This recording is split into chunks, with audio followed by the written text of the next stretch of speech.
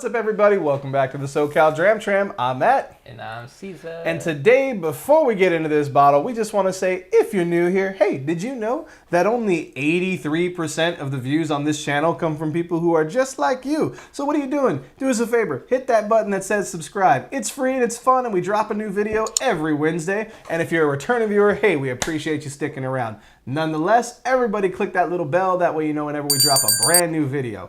Caesar, what do we got on the bar today? Today on the bar, we got something from your bar, my friend. That's right. It's been a minute since we had them, but today we've got the Deanston Highland Single Malt Scotch Whisky Dragon's Milk Stout Cask finished. Let's get into some Dragon's Milk.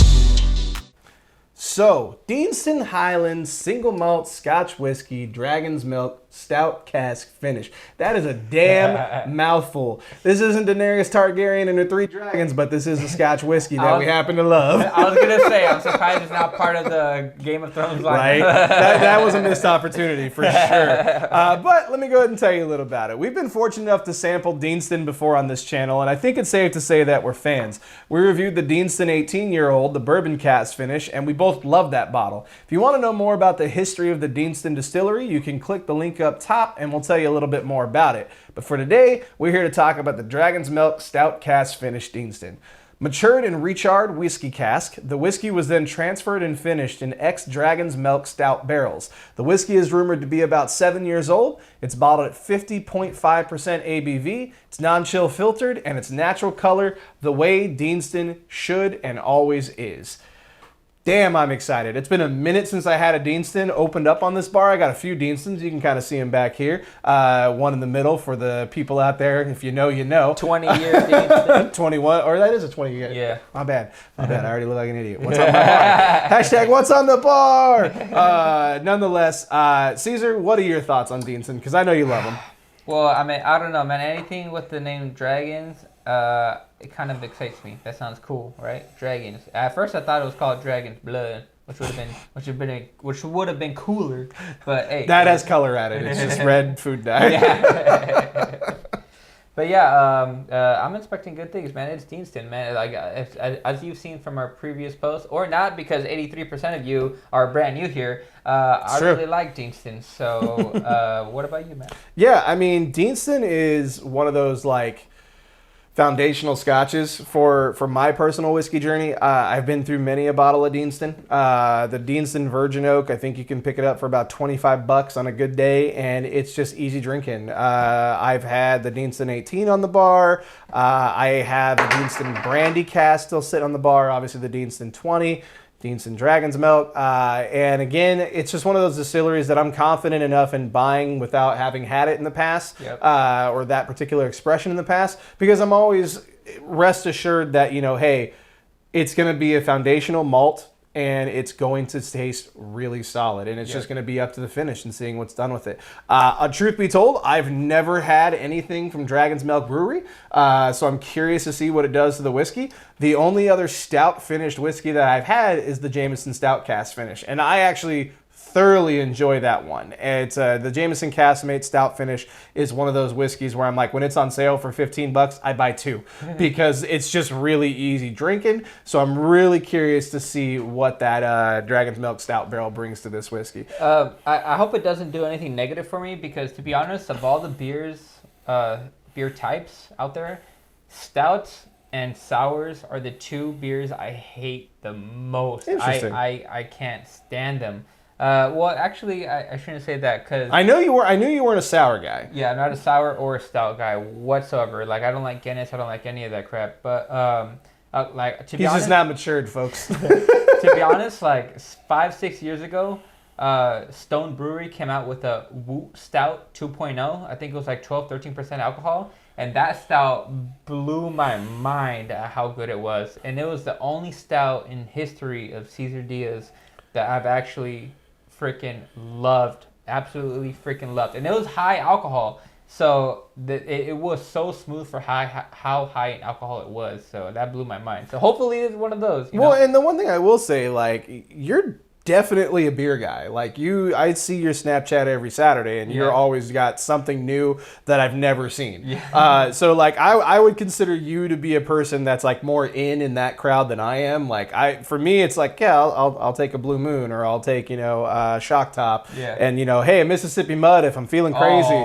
But I actually like Mississippi Mud. That's the thing, right? It's like you may not be into a stout, but if you're gonna go that route, there's no kill like overkill. Mississippi Mud's one of those beers where it's just part of the appeal is you can put the cap back on and put it in the fridge because it's so damn heavy. I haven't seen one in a while. Oh no, you can get them all the time. Really? Yeah, like $2.49 over at what's it called? Total Wine. Dude, I was gonna say, like, liquor stores used to have them everywhere. They used to be way more popular in liquor stores. Yeah, but like not anymore. Well, it's because that damn jug takes up like half the fridge. But yeah, Mississippi Mud is actually good. I like that. Yeah, the black and tan is really solid, but I definitely have to be in a mood though. And going off his note, every Saturday night I play video games, and I love to have a bunch of different craft beers. Like that's not the same one unless it's really good. Then I'll buy the same one. Because the place I go to, Mr. K's Liquor in Fullerton, has literally, and I counted, folks, 17 fridges devoted to craft beer. I thought you were going to be like 1,700 beers. I'm like, you can count that high? They probably do have that many, though, because only 17 are devoted to craft beer, specifically craft. They have other fridges that are like Trulies, Modelos, like basic stuff, right? But 17 are specifically to craft, and it's like 1, 2, 3, 4, 5, 6 rows, and it's all like, oh man, that's why every Saturday you see me do a different one, because it's like I have so many options. But on Friday nights is when I drink whiskey. Friday nights is usually my kickback night or date night, or I'm with my girl. My girl comes over. That would be a date night. Friday nights for sure, it's all whiskey for me. Like she'll be drinking like her Trulies or whatever. I'm all whiskey Friday night. But Saturday night is all video games and beer. So I try to limit it because beer is a lot more like heavy on the body than whiskey. So that's why I limit it to one night. And when I do limit to that one night, it's the best it can be.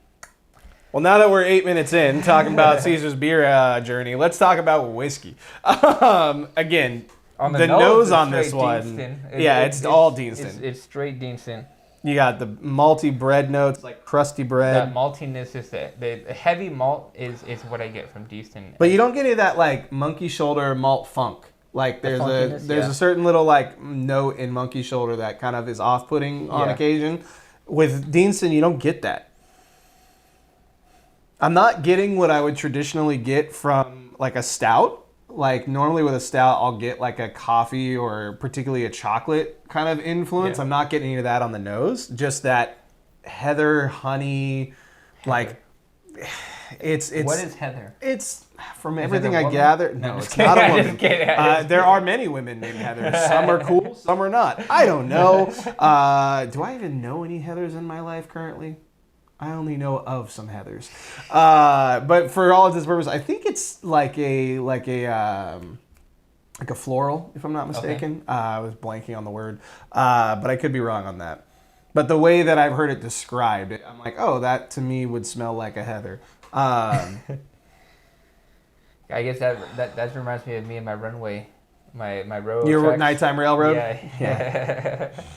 1792. Check it out up here. Jesus Christ. All right, I'm gonna get in the sip because I'm getting just traditional malty Deanston on this.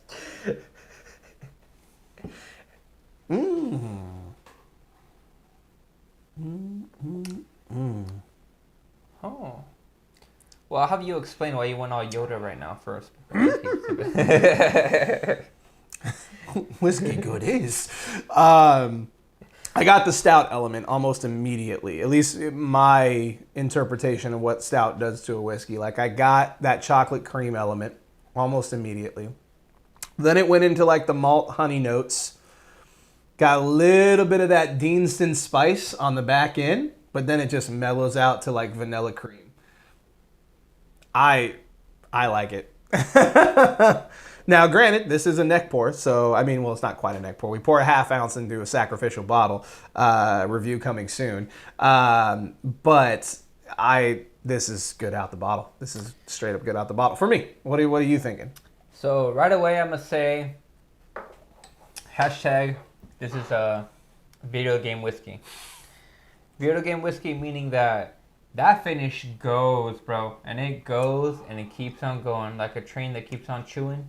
This keeps on going. It lasts a very long time, long enough for you to take a sip, start playing some video games, and enjoy it as you're getting killed or killing people, whatever it is you're doing, and then going back to it once you're dead. But you're right, man. It's sweet. It has that Deanston foundation, but what prioritatively is in my head, if that makes sense. I think you said them wrong both ways, but that's fine. We'll roll with it.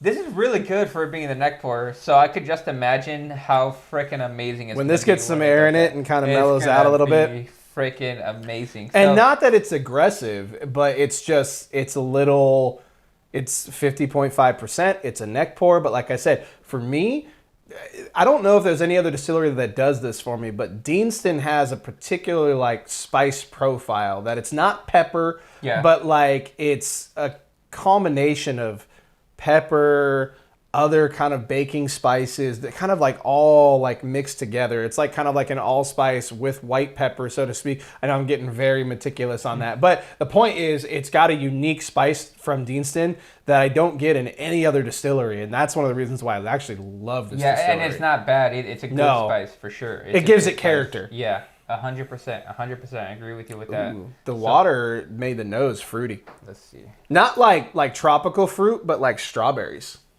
Like it gives it a certain tartness to the nose. It took a second to kind of get that, but I put like 3 or 4 drops in, but you still get that malty bread. It's almost now with the water. Oh man, yeah. There's a donut shop near my mom's place, and they do essentially a pastry, like croissant with like vanilla custard and strawberry slices. Ooh. That's what I'm getting out of this right now. Pretty good, like strawberries, vanilla, cream custard, but you get that malty pastry note. It's really nice. I'm digging this. It's been a minute since I picked this up, but I want to say $65. For a Deanston, I'm okay with spending that. It's a Scotch. Most Scotches are up right now because of the pandemic. That's not over. But my God, the nose on it with water is a delight. So I'm curious to get into it with water. Interesting. With the water, I think it kind of drowns out a lot of the extras and makes it a little bit more like I don't know. I think what it really does is turns the good pepper into not so good pepper. But I'll give you there's an off-putting note on the finish. Yeah, but so it's neat for me. Neat for me for sure, because I think with the water it completely obliterates the whole dragon's blood finish, whatever Dragon's that thing. blood. Yeah, it goes right past it and goes straight into Deanston with water on it, and it's just like whoa. It doesn't kill it by any stretch of the imagination, and I genuinely wonder if there's a happy medium with water and this whiskey. Like how many drops of water it would take versus the whiskey in the glass to kind of make it mellow out. I wonder if you let it breathe for a little bit, how much longer it needs to kind of bring back together. Because it's not undrinkable with the water, but it's just not as... Damn, I wish I could get that nose with the water in conjunction with the neat pour, right? Like we've said it before, where you have one glass with water and just sniffing it, but drinking the neat pour. Like... That nose with the water is really nice. That vanilla strawberry cream custard thing I was describing is not something I get often in a whiskey. So when I get something like that, that's unique and I love it. But the neat pour on this has a bit more character. And it's something that I actually appreciate a little bit more. But again, water by no means kills this, but it definitely does something to it that I'm not so into. What are you thinking on a score? On a score, well, I don't like to score based on water. So with this Deanston, unless it like blows your mind. Yeah, exactly. With this Deanston, I'll probably give it. It's good, and I'm gonna rate it a 3.5, but asterisk because I'm almost positive that when this thing gets halfway through, I'm probably gonna shoot it up a whole nother point. I'm probably gonna go to 4.5, but for now, I'll leave it at a 3.5. 3.5 for me. So the note with the water that I was thinking, it's more vegetal. Like there's like a cucumber note to it. Interesting. You know when you have cucumber water? Yeah. It's got that kind of. I know exactly what you're talking about. It's a weird note to describe, but it's cucumber. Yeah. So it's not bad. It's just not preferable for me. $65, 50.5 ABV, roughly 7 years if rumors are to be believed.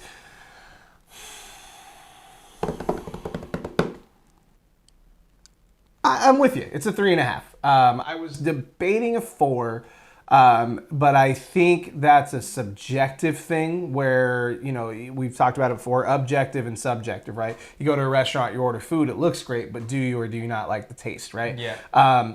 Like subjectively, I love Deanston, right?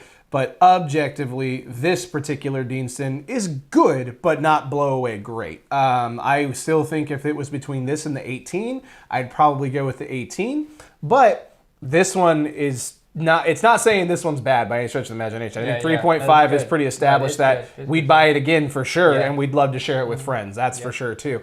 So this one, it's a 3.5 all around from both of us, and I think that's a fair score for this guy. But do us a favor, folks. Hit us up in the comments. What do you think about Deanston Dragon Milk Cask Finish, Stout Cask Barrel, all the words in this whiskey? You know how we do. We can't speak, and we 3 reviews in. And we're really not 3 reviews in. We're just 4 whiskey. I don't even know. We're 2 reviews in. Exactly. We're 2 reviews in before glasses in. Who knows? Nonetheless, folks, hit us up. Facebook, Instagram, Twitter. We love interacting with you guys there. Until next time, Caesar, you got anything else you want to add? Nah, what about you, brother? Stay safe, drink well. All aboard. We'll catch you next time. Hey, everybody. Hope you liked that video. Don't forget to hit that bell for notifications. And don't forget to subscribe.